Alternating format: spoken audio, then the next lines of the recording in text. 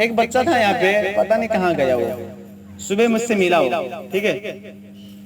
वो बच्चा अभी जब से वो छोटा था ना, वो उसका सांस फूलता था। जो बूढ़े लोग बजाते तो दम फूलता है ना उनका, ऐसे करते, थोड़ा सा चल देंगे तभी। वो बच्चा भी थोड़ा सा चलता था तो ऐसे करता था।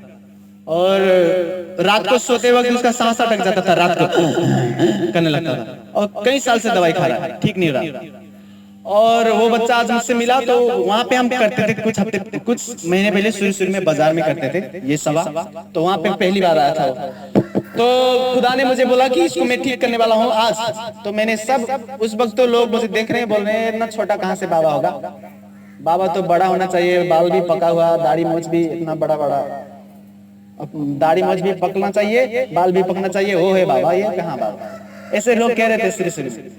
मैंने कहा खुदा इसको छूना चाहता है आज, ये बच्चे को आज खुदा सिखा देगा। मैंने उसको मम्मी को भी बोला, उसकी माँ को, उसकी माँ भी थी। मैंने कहा मैं गारंटी देता हूँ ये ठीक हो जाएगा आज से। तो उसके लिए हमने दुआ किया और अगले हफ्ते मिलने आई। उसी दिन से ठीक हो गया। अगले हफ्ते आके बोली कि मेरा बच्चा सोता है तब भी नहीं आता आजकल, पहले नहीं खेलता था वो बच्चे के साथ। क्यों, कहाँ खेलेगा, बच्चे भागते हैं, वो चलते चलते हाँफने लगेगा, कैसे खेलेगा। तो ये बच्चों के साथ खेलता है, सोता है तब भी नहीं हाँफता, दवाई बंद उसका, कई साल से दवाई खा रहा था। अभी उसकी माँ मुझे बोल रही थी अभी डॉक्टर ने कहा है कि 2 साल अभी खाने होंगे दवाई, इसके बाद हो सके ठीक हो जाएगा, 2 साल और खाना है दवाई। लेकिन उसको दवाई खाना नहीं पड़ा, ठीक हो गया। उसका दम का जो बीमारी था, बच्चे को भी दम हो रहा है। पता है ये क्या, ये श्राप है, ये रोग है, श्राप। और खुदा यीशु मसीह छू रहा है उनको, ठीक कर रहा है। समझ रहे हैं मेरी बात को। अभी अभी मैं बोलूंगा, दुआ करूंगा तो रोगी शिफा पाएंगे, तो मैं आपको बुलाऊंगा तो यहाँ आना। उस वक्त वो भी लोग आना जो पिछले हफ्ते ठीक हुए, जिन्होंने अभी तक बताया नहीं होगा कि क्या ठीक हुआ। समझ रहे मेरी बात को। अब सुनना मेरी बात को, जो मैं कह रहा हूँ अच्छे से सुनना। आपको ठीक होना है तो बहुत अच्छे से सुनना। सुन रहे हैं मेरी बात को।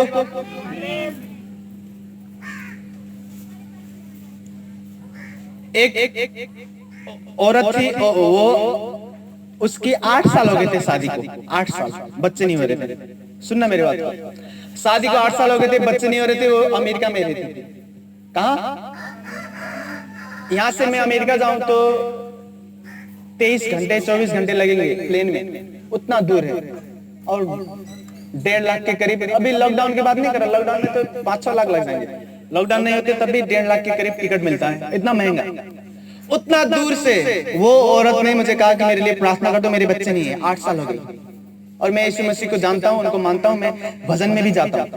तो हमने उसके लिए दुआ किया। जब हम दुआ कर रहे थे तो खुदा मुझसे बात कर रहा था। खुदा ने कहा उसको वचन भेज दे कि इसको मैं बच्चा दे रहा हूँ। उनको मैंने फोन किया, मैंने कहा खुदा ने मुझसे बात किया, वो आपको बच्चे दे रहा है इसी साल। और वो अमेरिका में रहती ना, उसके ऊपर मैंने हाथ रखा ना कुछ, उसको बस मैंने मुंह से वचन बोला और वो वचन को सुन लिया अच्छे से। और उसके जुड़वा बच्चे, दोनों बेटा। समझ रहे, आप ना बस मेरे और मत ध्यान दो कि मैं कब आऊंगा और कब आपके ऊपर हाथ रखूंगा। समझ रहे मेरी बात को कि नहीं। आप इस पे ध्यान दो जो मैं कह रहा हूं। अगर मैं कह रहा हूं आंख बंद करके पेट पे हाथ रखो, खुदा आपको छूना चाहता है ना, तो हाथ रख लिया ना, तो आपका बच्चा कंफर्म 1 साल के अंदर। लेकिन आपको ध्यान नहीं है, आप ऐसे देख रहे हो इधर उधर कि जब बाबा मेरे ऊपर हाथ रखेंगे, जब हाथ रखेंगे तो भाई आंख बंद कर लेंगे, ठीक है। नहीं तो अभी तो वहां पे है, क्या आंख बंद करना, ऐसे तकने लगेंगे, इधर उधर देखेंगे। और जो ईमानदार होता है, पूरा ईमानदार से प्रार्थना करता है और जो मैं बता रहा हूं उसको मानता है, चमत्कार उसके जीवन में होते हैं। खुदा अपने दासों के वचन के द्वारा चमत्कार देता है। समझ रहे मेरी बात को। ध्यान से सुनना। कितने लोग यीशु मसीह में मानते हैं, जो नए आए हैं उनकी बात नहीं कर रहा हूं। जितने लोग कुछ हफ्ते से आने लगे, फिर आपको पता चल गया यीशु मसीह जिंदा है और आप दिल से मानने लगे उनको और दुआ भी करते हो घर पे। कितने लोग हाथ उठाओ, मैं कुछ बताऊंगा आपको। जितने लोग घर में दुआ करते हैं, यीशु मसीह को कुछ मांगते हैं। अच्छा देखो, ओके, अब मेरी बात को सुनना। जितने लोग दुआ करते हैं ना, मेरी बात को सुनो। यीशु मसीह ने आज मुझे बोला कि उनको बताओ उपवास के बारे में। कोई उसको उपवास कहते हैं, कोई रोजा कहता है। समझ रहे हैं? कहा कि भूखे को कि नहीं। कौन बर्तन कति कति कति क्या क्या कहते हैं, लेकिन बाइबल हमारा क्या सिखाता है उसको उपवास बोलते हैं, और रोजा भी कहते हैं। और जो भूखते हो ना आप, खाना नहीं खा के, अपने किसी भी देवी देवता को पुकारते हैं लोग खाना नहीं खा के, उसको उपवास बोलते हैं। लेकिन यीशु मसीह ने कहा अगर तुम मेरे नाम से मांगो और उपवास बैठो तो मैं सुनूंगा, बंद दरवाजे खोलूंगा। तो यीशु मसीह ने कहा है कि लोगों को सिखा उपवास कैसे बैठे। आज मैं आपको बता रहा हूँ उपवास कैसे बैठना है। और एक अच्छा विश्वासी, एक अच्छा यीशु मसीह को मानने वाला जो बाइबल भी पढ़ता है, प्रचार भी अच्छे से सुनता है, प्रार्थना भी उसे करना आता है, और टाइम टाइम में वो उपवास में बैठना जानेगा ना, तो उसके लिए कुछ भी असंभव नहीं होता। आपने अच्छे से सुना नहीं, मुझे लगता।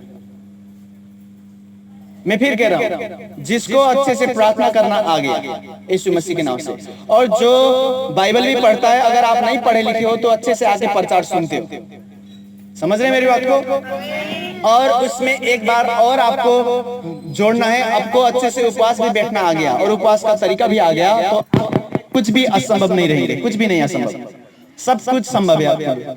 आप गरीब हो ना, यीशु मसीह आपको शक्ति देगा, आपके काम बनने लगेंगे, आपकी गरीबी की श्राप टूटेगा। आपके बच्चे नहीं है, आपके बच्चे नहीं है, उपवास बैठो प्रार्थना करो, आपको बच्चे देगा। मैं फिर बता रहा हूँ, ये 3 बात मैं आपको बताता हूँ। अच्छे से प्रार्थना करना, अच्छे से वचन पढ़ना, अगर वचन आप पढ़ना नहीं जानते हो, आप पढ़े लिखे नहीं हो, तो अच्छे से आके चर्च पे प्रचार सुनना, और तीसरी बात अच्छे से उपवास बैठना आप जानो, तो आपके लिए कुछ भी असंभव नहीं है। बोले कुछ भी असंभव नहीं है। हिंदी बोलना आता है तो बोले कुछ भी असंभव नहीं है। अगर हम प्रार्थना करना जाने तो, अगर हम वचन समझ ले तो, अगर हम उपवास बैठना जाने तो, कुछ भी असंभव नहीं है। सुन रहे हैं मेरी बात को? जो डॉक्टर ने कहा कि ये नहीं हो सकता, हमें नहीं पता क्यों हो रहा है ये, रोगी नहीं पता लगा, आपको लगेगा ये असंभव है। फिर लेकिन यीशु मसीह बोल रहा है तुम्हें अच्छे से बाइबल पढ़ना आ गया, अच्छे से प्रार्थना करना आ गया, अच्छे से उपवास भी बैठना आ गया, तो तुम्हारे लिए कुछ भी असंभव नहीं। समझ रहे मेरी बात को? अब उपवास में आपको बता रहा हूं, उपवास कैसे बैठते हैं, सुनना है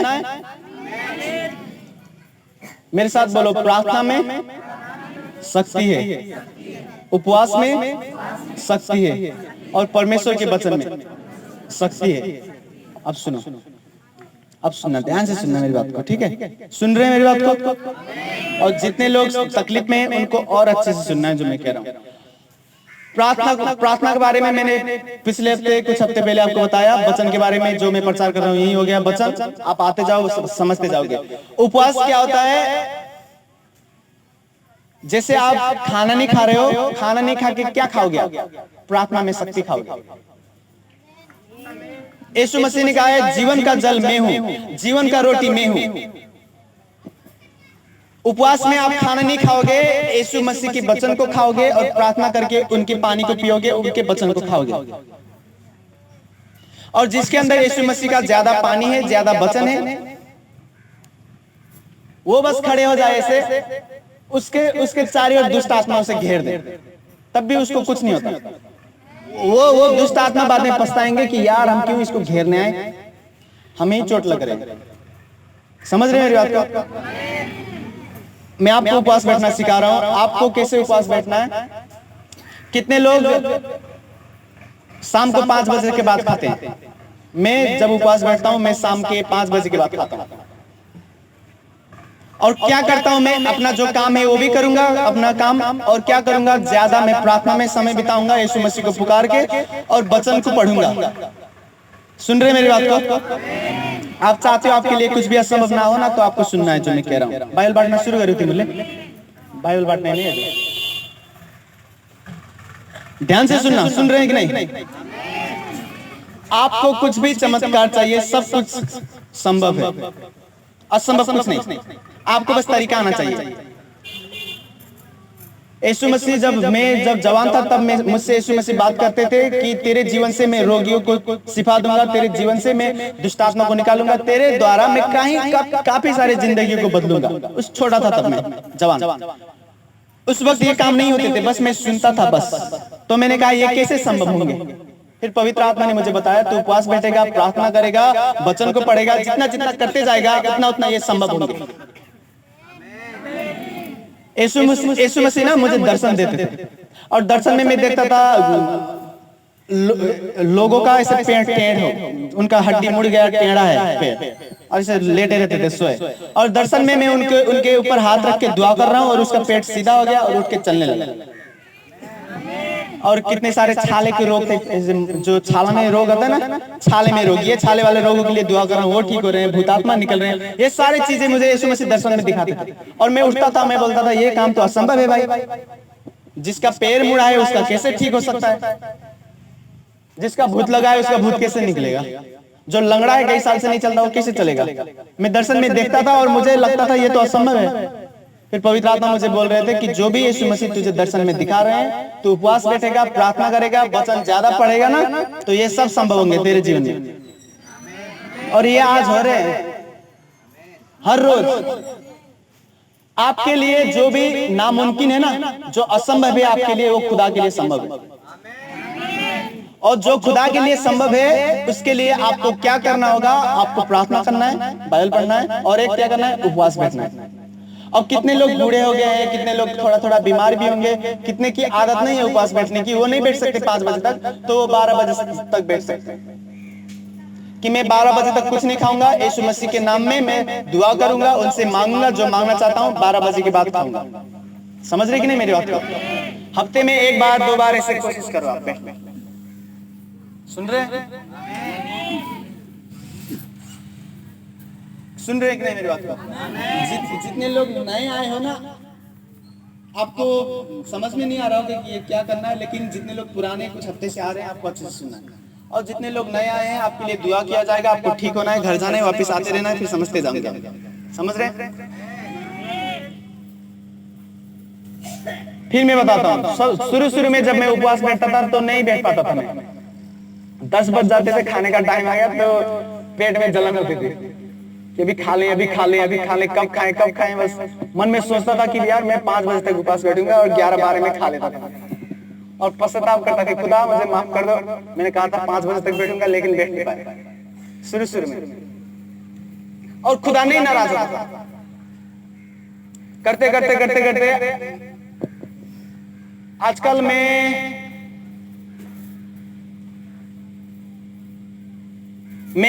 आपको मैं बता दूं, मैं 9 महीने तक उपवास बैठा हूं। 9 महीना, पता 9 महीना क्या होता है? 9 महीने तक उपवास, शाम को खाता था बस, और बहुत पतला हो गया था, इससे पतला जितना आप देख रहे हैं ना। फिर खुदा ने कहा बस तू इतना नहीं बैठेगा, तो मैंने बंद किया। तो जो ये शक्ति देखते हैं ना मेरे जीवन में, जो शक्ति, खुदा की शक्ति काम कर रहे हैं, स्वर्गदूत मेरे आसपास रहते हैं, यीशु मसीह मेरे साथ रहते हैं। उन्होंने कहा तो जहां भी जाएगा तेरे जाने से पहले मैं वहां पे रहूंगा। यीशु मसीह आके मेरा इंतजार करते हैं कि तू आ गया, मैं कहता आ गया मैं। समझ रहे? ये सब असंभव बातें कैसे संभव हो रही है? क्योंकि मैं बाइबल पढ़ता हूँ, प्रार्थना करता हूँ और उपवास बैठता हूँ। आपको मैं नहीं कह रहा कि 9 महीने उपवास बैठो या 5 बजे तक बैठो, नहीं। आप 12 बजे तक बैठ सकते हो हफ्ते में 1 ही दिन, तो भी बहुत बड़े काम होंगे। आपको बैठना है। आपके ऊपर कोई जादू टोना कर रहा है, जादू टोना जो करते हैं ना, तंत्र मंत्र करते हैं, पता है आपको? जो जादू टोना करेंगे ना, वो रात को बैठेंगे, खाना बिना कुछ नहीं। अगर उसको किसी को मारना है, किसी को गरीब बनाना है, किसी को लंगड़ा बनाना है, किसी को अंधा बनाना है, किसी का पेट का बच्चा मारना है ना, बिना खाए वो एक ही कमरे में बैठेगा और जादू टोना करेगा जब तक उसका मन नहीं भरे। वो जादू टोना करने वाले उपवास बैठ के आपको बीमार कर रहे हैं।